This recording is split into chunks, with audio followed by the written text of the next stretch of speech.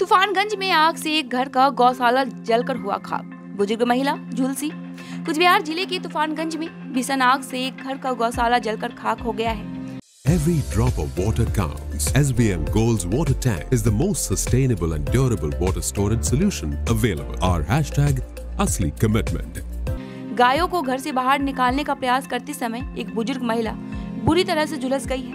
अस्पताल में उपचार के लिए भर्ती कराया गया है उन्हें। अगलगी की यह घटना तूफानगंज 2 ब्लॉक की बारो कोडाली एक ग्राम पंचायत के हरियर भाट भंडी जेलस इलाके में भावेश बर्मन के घर में घटी है। स्थानीय सूत्रों के अनुसार कल शाम जब गौशाला में भोजन परोसा जा रहा था तभी जूट की लकड़ियों के कारण गौशाला में आग लग गई।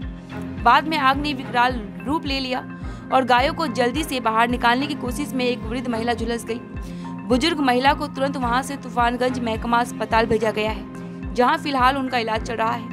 जली हुई वृद्ध महिला का नाम मोहन बाला बर्मन बताया गया है। खबर मिलते ही बक्सर थाने की पुलिस मौके पर पहुंची, साथ ही दमकल की गाड़ी भी पहुंच चुकी है और 2 घंटे की मशक्कत के बाद आग पर काबू पाया गया।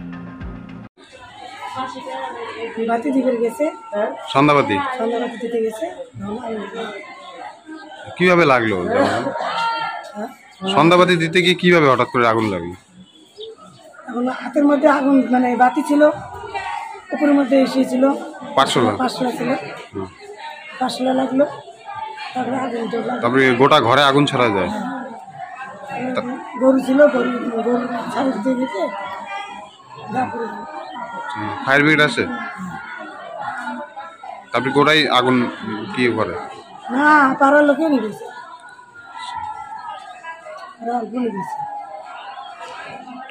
কি নাম ওনার? মোহন বালা। কত বয়স? 65। বাড়ি কোথায়? আপনার নাম? প্রতিমা বর্মন। আপনার কি হয়?